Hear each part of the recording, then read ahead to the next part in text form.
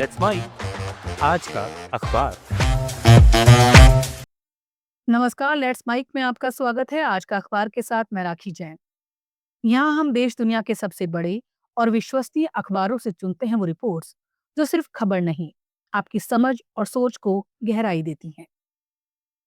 The New York times से प्रकाशित लेख your money is suddenly worthless, that's not necessarily a bad thing. इसमें dollar की गिरती कीमत को लेकर फैली आम घबराहट को थोड़ा ठंडा करने की कोशिश है। लेख की शुरुआत अमेरिका के राष्ट्रपति डोनाल्ड ट्रंप के बयान से होती है, जहां वो कभी डॉलर के ज्यादा मजबूत होने पर गर्व करते दिखते हैं, तो कभी हाल की गिरावट पर कहते हैं डॉलर को अपना स्तर खुद तय करने देना चाहिए। न्यूयॉर्क टाइम्स का ये लेख समझाता है कि डॉलर का कमजोर होना अपने आप में ना तो पूरी तरह बुरा है और ना ही पूरी तरह अच्छा। इसका असर अलग अलग लोगों और सेक्टरों पर अलग तरह से पड़ता है। लेख सरल भाषा में समझाता है कि मजबूत डॉलर का फायदा आम उपभोक्ताओं और विदेश घूमने वाले अमेरिकियों को होता है। आयात सस्ता पड़ता है, विदेश में खर्च कम लगता है और कंपनियां बाहर से सस्ता सामान मंगा पाती हैं। लेकिन दूसरी तरफ वही मजबूत डॉलर अमेरिकी निर्यातकों और मैन्युफैक्चरिंग सेक्टर के लिए नुकसानदेह होता है, क्योंकि विदेशी बाजार में अमेरिकी सामान महंगा पड़ता है और नौकरियां प्रभावित होती हैं। लेख का केंद्रीय तर्क ये है कि कमजोर डॉलर अमेरिकी उद्योग और रोजगार के लिए राहत बन सकता है। जब डॉलर गिरता है तो अमेरिकी विमान, कार, मशीनें या दूसरी चीजें विदेशियों के लिए सस्ती हो जाती हैं।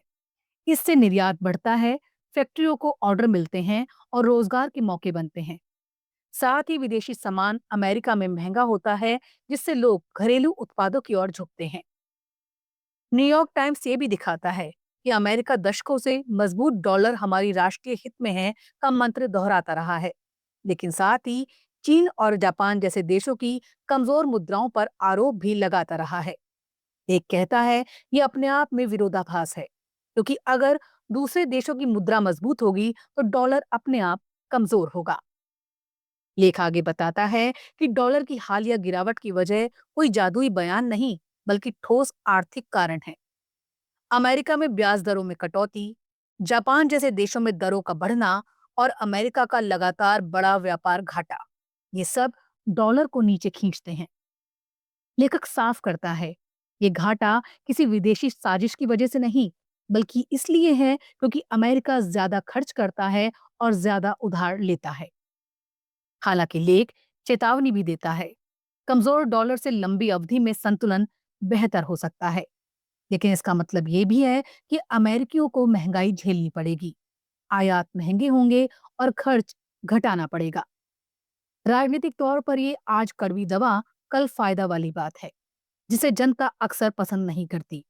इतिहास बताता है कि मजबूत मुद्रा पर सरकारें शायद ही गिरती हों, लेकिन मुद्रा गिरने पर सरकारें अक्सर जनता के गुस्से का शिकार हो जाती हैं। लेट्स माइक आज का अखबार।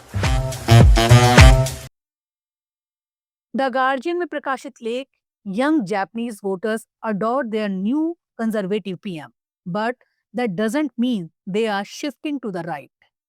इसमें जापान की नई प्रधानमंत्री साने ताकाइची को लेकर एक दिलचस्प तस्वीर सामने रखी गई है। लेख कहता है युवा मतदाता जिस नेता से सबसे ज्यादा प्रभावित दिख रहे हैं, वो सामाजिक तौर पर काफी रूढ़िवादी है, फिर भी युवाओं का भारी समर्थन उन्हें मिल रहा है। पहली नजर में लग सकता है कि जापान के युवा दाईं ओर झुक रहे हैं, लेकिन द गार्जियन साफ करता है कि मामला विचारधारा का नहीं, जेब का है। लेख बताता है ताकाइची की लोकप्रियता का बड़ा कारण उनका स्टाइल और प्रस्तुति है। वो सोशल मीडिया पर सहज हैं, अंतर्राष्ट्रीय मंच पर आत्मविश्वास से भरी दिखती हैं और पारंपरिक उबाऊ जापानी राजनीति से अलग नजर आती हैं। दक्षिण कोरिया के राष्ट्रपति के साथ के पॉप पर ड्रम बजाने वाला वीडियो हो या उनका फैंडम साना कासो, वे युवा पीढ़ी के लिए किसी आइडल जैसी छवि बना चुकी हैं। जापानी राजनीति में ये एक नया दृश्य है, लेकिन लेख जोर देकर कहता है कि युवा उनके रूढ़िवादी सामाजिक विचारों से नहीं, बल्कि आर्थिक वादों से आकर्षित हैं।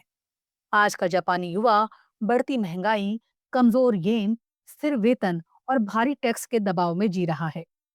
लेख याद दिलाता है कि जहां 1975 में एक बुजुर्ग को 7 से ज्यादा कामकाजी लोग संभालते थे, वही अब ये संख्या 2 से भी कम रह गई है। यानी बोझ युवाओं पर है, भरोसा भविष्य पर कम। इसी पृष्ठभूमि में ताकाइची का टैक्स राहत, इनकम टैक्स की सीमा बढ़ाने और हाथ में ज्यादा पैसा देने का वादा युवाओं को छूता है। द गार्जियन कहता है, ये समर्थन किसी दक्षिणपंथी वैचारिक लहर का संकेत नहीं, बल्कि आर्थिक हताशा का नतीजा है। युवा सोच रहे हैं, जो भी हमारी रोजमर्रा की जिंदगी थोड़ी आसान करे, वही ठीक। लेखक खुद युवा पीढ़ी से है। वो ये भी स्वीकार करता है कि ताकाइची की करिश्माई छवि आकर्षक है। वो राजनीतिक वंशवाद से बाहर की नेता दिखती हैं और काम करवा सकने वाली शख्सियत लगती हैं। लेकिन साथ ही चेतावनी भी है। करिश्मा और शासन क्षमता को एक समझ लेना खतरनाक हो सकता है। टैक्स कटौती का पैसा कहां से आएगा, कर्ज कितना बढ़ेगा और उनकी पार्टी के भीतर भ्रष्टाचार के पुराने दाग, ये सवाल अब भी अनुत्तरित हैं। अल जजीरा में प्रकाशित लेख protecting children is a priority, now is the time to prove it. इसमें एक बहुत कड़ा और बेचैन करने वाला सच सामने है। दुनिया ने 2030 के सतत विकास लक्ष्यों के तहत वादा किया था कि हर बच्चा हिंसा, शोषण और उपेक्षा से मुक्त होकर बड़ा होगा। लेकिन अल जजीरा का ये लेख साफ कहता है कि 10 साल बाद भी हकीकत यह है कि हम उस वादे से बहुत दूर हैं। आज हर साल करीब 1 अरब बच्चे किसी न किसी तरह की हिंसा का शिकार हो रहे हैं। घर में, स्कूल में, समाज में और ऑनलाइन दुनिया में। लेख समझाता है कि बच्चों के खिलाफ हिंसा सिर्फ एक सामाजिक या नैतिक समस्या नहीं है, बल्कि ये भविष्य की पीढ़ियों, समाज की स्थिरता और देशों की तरक्की को खोखला कर देती है। जो हिंसा आज बच्चों पर हो रही है, वही कल खराब स्वास्थ्य, मानसिक बीमारियों, असमानता और अस्थिर समाज के रूप में लौटती है। यानी बच्चों की सुरक्षा में नाकामी पूरे समाज की नाकामी है। अल जजीरा का ये लेख जोर देकर कहता है कि निराश होने की बात नहीं है, क्योंकि हिंसा रोकी जा सकती है। दशकों की रिसर्च और जमीनी अनुभव से साफ हो चुका है कि क्या काम करता है। WHO के इंस्पायर फ्रेमवर्क का जिक्र करते हुए लेख बताता है, कानूनों को मजबूत करना, माता पिता को सहारा देना, स्कूलों को सुरक्षित बनाना और पीड़ित बच्चों के लिए सेवाएं बढ़ाना, ये सब उपाय साबित हो चुके हैं। समस्या ज्ञान की नहीं, राजनीतिक इच्छा शक्ति और निवेश की कमी की है। इस कमी को दूर करने के लिए लेख में WHO के नए council for champions to end violence against children की शुरुआत को अहम बताया गया है।